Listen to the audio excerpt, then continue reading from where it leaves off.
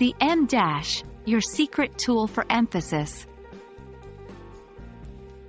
Hello, learners. Welcome to yet another exciting session. Today, we're going to focus on a very special punctuation mark, the em dash.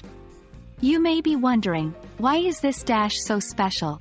Well, one of its significant uses is for creating emphasis in sentences, and that's exactly what we will explore today. To begin with, let's understand what an em dash is. An em dash is a long dash that is often used in writing. Unlike the hyphen or the en dash, it is longer and serves different purposes in a sentence. Today, we are particularly interested in how it is used for emphasis.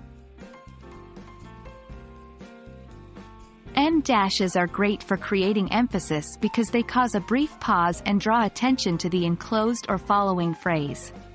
In simple terms, they make certain parts of a sentence stand out. Here's an example. Everyone knew who was to blame for the mess. James.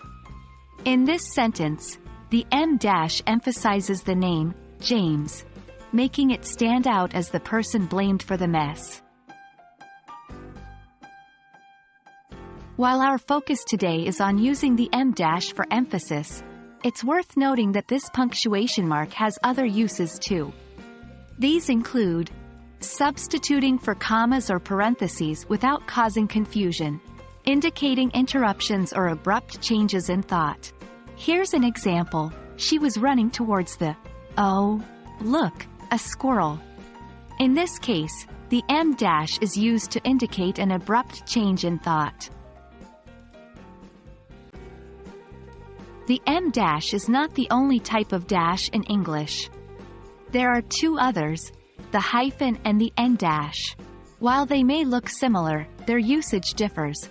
The hyphen is used for compound words like well-known, while the en dash can represent a range, e.g., 1990 to 2000, or a connection, e.g., US-Canada border. Remember, the em dash is the longest of the three and the most versatile.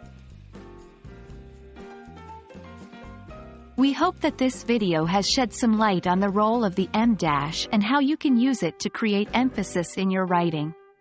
With practice, you'll find it an invaluable tool to add flair and focus to your sentences. Until our next session, keep practicing and keep learning.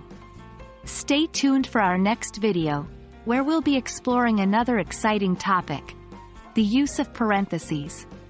Happy learning, everyone!